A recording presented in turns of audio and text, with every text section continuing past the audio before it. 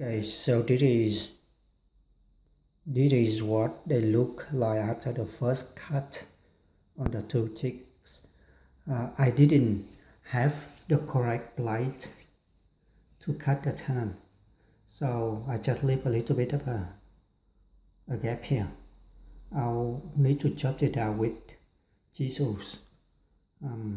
So to take this one out, I think I'm just going to use the saw again, just to cut them into thin strips and chop it out with chisel.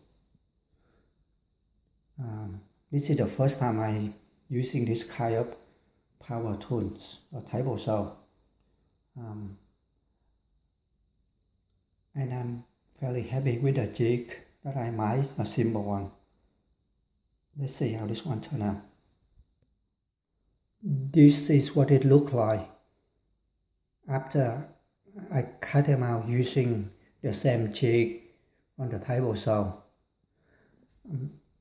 This is what I meant by the wrong blade. I believe the blade that I need is called flat cried blade. It will cost a bit of money, so I'm not sure when I'm going to get it. But overall, I am happy with the result. So this kind of unfinished surface is not a surprise. I knew that it's going to happen, and I knew that I will need to clean it out using hand tools. So that is not a problem.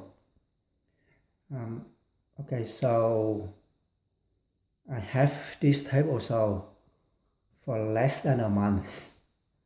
I'm going to do a proper review on it after I finish this project.